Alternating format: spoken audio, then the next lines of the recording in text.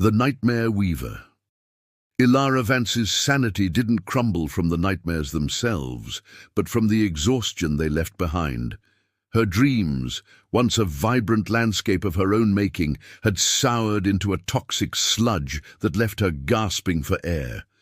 These were not the monster-under-the-bed nightmares. Those would have been a mercy. These were the quiet, insidious kind. Dreams where she was late for a meeting and her teeth were falling out with every word.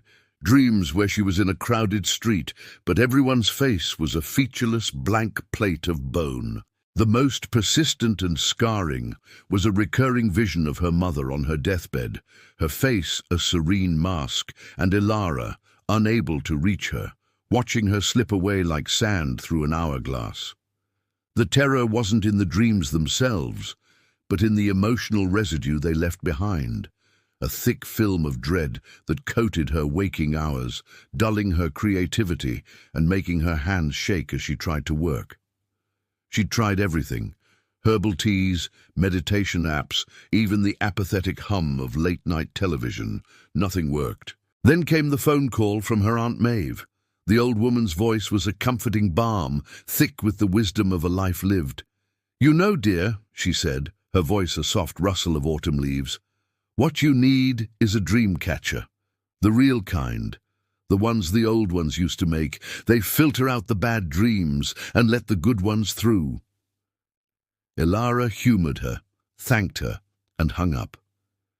But the seed had been planted. An irrational hope in a world she otherwise approached with cynical logic. She found the shop by accident, or so she told herself. It was wedged between a defunct laundromat and a vape store, a forgotten sliver of the city. The sign read, "Curios and Charms," but it was so faded it was almost invisible. The window was dark, clouded with grime, and Elara had to peer through a clear patch to see inside. What she saw was a glorious jumble of forgotten things: ancient clocks with shattered faces, silver lockets tarnished with age, and dusty books. A bell above the door jangled as she pushed it open, its sound swallowed by the thick, musty air that smelled of old wood, dust, and something else, something faintly metallic and sweet, like old blood. A figure emerged from the shadows at the back. He was tall and impossibly thin, dressed in a tweed suit that looked as old as the shop itself. His face was a network of fine lines, but his eyes held an unsettling stillness. This was Mr. Silas Blackwood. He didn't smile, but a faint, knowing smirk played at the corner of his mouth. "Lost something, dearie?"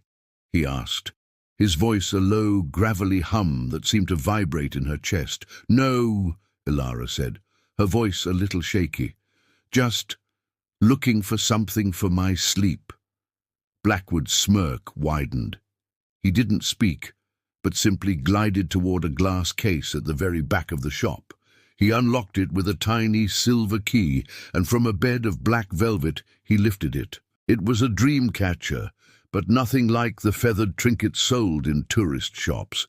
The web was woven from what looked like stiff, dark sinew, its threads so tightly pulled they almost hummed with tension. Instead of brightly colored beads, it was adorned with tiny, polished spheres of an opaque grayish material that seemed to drink the light. It didn't have a single feather, only a pair of thin, skeletal bones hanging from the bottom. "This," Mr. Blackwood whispered, "is a nightmare weaver.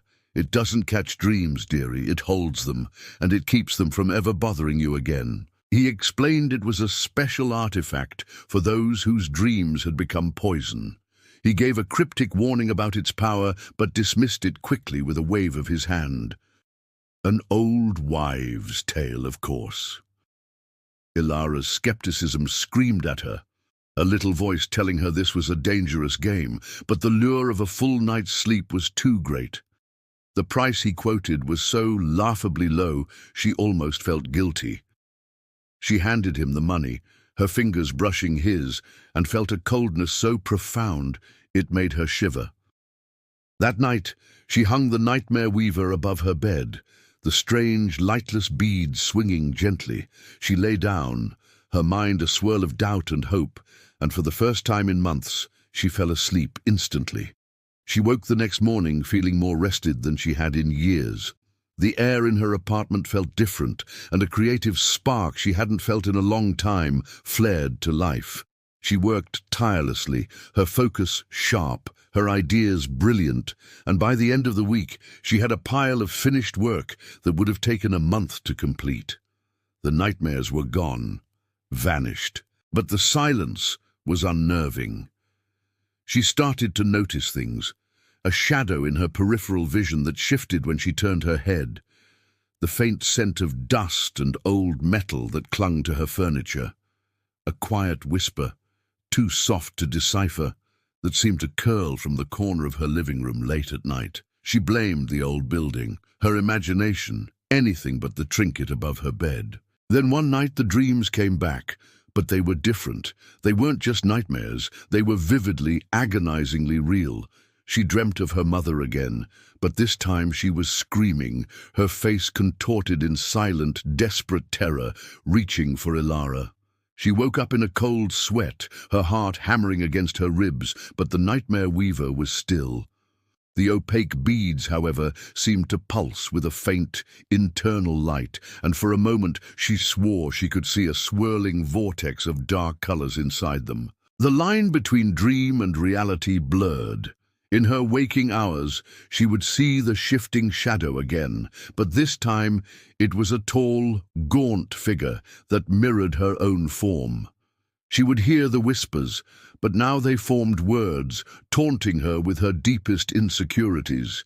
You'll never be good enough. Everyone you love will leave you. You're alone. The words were her own fears, given a voice. Her apartment, once a sanctuary, became a cage. She tried to take the nightmare weaver down, to throw it out, but a sickening coldness shot up her arm, paralyzing her. It was fused to the ceiling, the hook no longer a simple piece of metal, but an extension of the thing itself.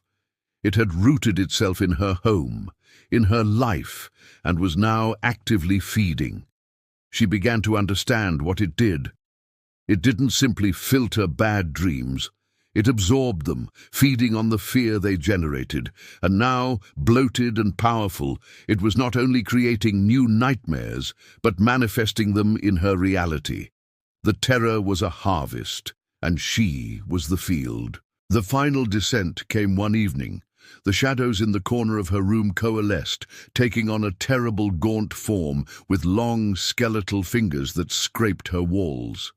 She heard a faint, rattling cough, and when she looked in the mirror, she saw a ghastly version of her own mother, her face a pale, fevered mask, her eyes wide with a silent plea.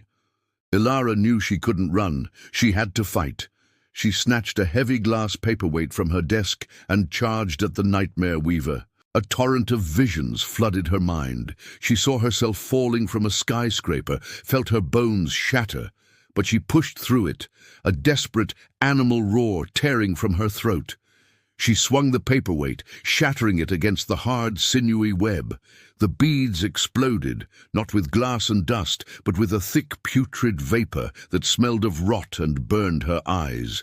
The web tore, and the two skeletal bones clattered to the floor. An unholy shriek filled the room, not from Elara, but from the object itself. The shadow figures writhed in agony, then dissipated into thin, oily smoke, leaving behind only the lingering stench of fear and decay. The apartment was still. The air was thick and heavy, but the oppressive weight was gone. Elara fell to her knees, sobbing, her body shaking from the terror, but her mind clear for the first time in what felt like a lifetime. A gentle rap on her door. It couldn't be. She hadn't ordered anything. She rose unsteadily and peered through the peephole. Standing there, as if he had been waiting, was Mr. Silas Blackwood. He was holding a small, empty, black velvet bag. He gave her a knowing, almost disappointed smile, the kind an adult gives a child who has just broken a valuable toy. "Lost something, dearie?" he asked. He gestured to the two bones on her floor. The essence released is quite potent. It tends to stick around for a while before finding a new host. Elara's breath caught in her throat. She stepped back from the door, her hand still clutching the shattered remains of the paperweight. Blackwood's smile widened, a thin, knowing slash on his face. "I'll be seeing you again, dearie," he said. And then, as she watched, he simply dissolved into the shadows, leaving behind only the scent of dust and old blood. She never saw him again. The nightmares never returned, not in the same way. She still had bad dreams, but they were her own, born from the natural anxieties of life. But she knew what lurked in the spaces between. She saw things, a shadow on the edge of a bus stop, a faint whisper in a crowded cafe, a woman on the street with oddly hollow eyes wearing a strange beaded necklace that seemed to drink the sunlight.